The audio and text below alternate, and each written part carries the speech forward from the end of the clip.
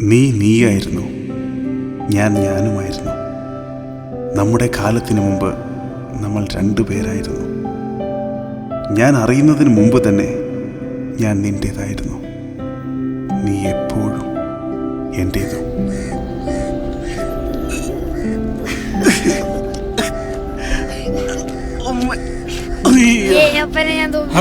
ഞാൻ വേദ്, രാവിലെ വിളിച്ചിരുന്നു. Yes Ved, I am Adi. Good to meet you. ഇരിക്കൂ. മൂവി കളിച്ചോ?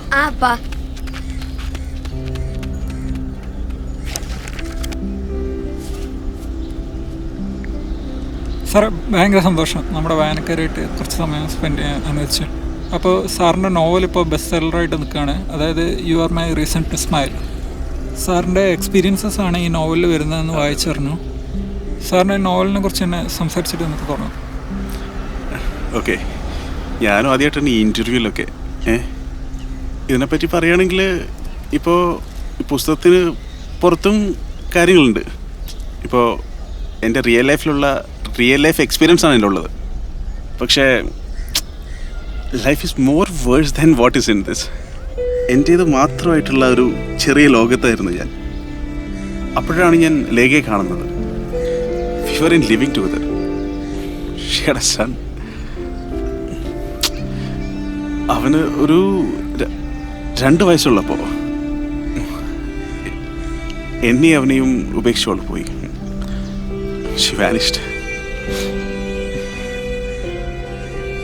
ഞാൻ ഫേസ് ചെയ്ത ആ റിയാലിറ്റീസാണ് ഈ ഒരു പുസ്തകം. സാറിൻ്റെ ഈ നോവൽ വായിച്ചവർക്ക് സാർ ഇപ്പോൾ പറഞ്ഞത് എന്തായാലും മനസ്സിലാക്കണം. സാറിനിപ്പോൾ ഈ ലേഖനോട്, അതായത് ലേഖ എന്ന കഥാപാത്രത്തെ നേരിട്ട് റിയൽ ലൈഫിൽ കാണുകയാണെങ്കിൽ ഈ ലേഖനോട് എന്താണ് പറയാനുള്ളത്? ആക്ച്വലി എനിക്കറിയില്ല. ഇന്ന് രാവിലെ ഒരു ഡയറക്ടർ വിളിച്ചിരുന്നു. അദ്ദേഹത്തിന് ഈ സ്റ്റോറി സിനിമയ്ക്ക് കാണണമെന്നുണ്ട്. അവളോട് എനിക്ക് ഇത്രയേ പറയാനുള്ളൂ. എനിക്കിതുവരെ ഇവനെൻ്റെ മോനല്ലെന്ന് തോന്നിയിട്ടില്ല.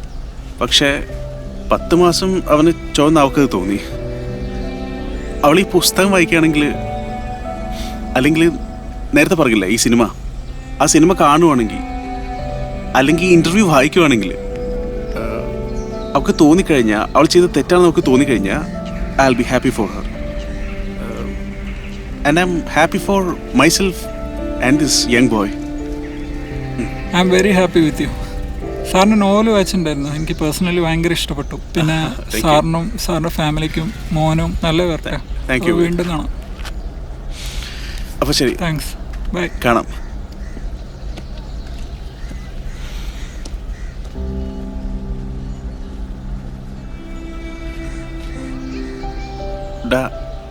ആൻ്റപ്പാ, നിനക്ക് അമ്മ മിസ് ചെയ്യുന്നുണ്ടോ?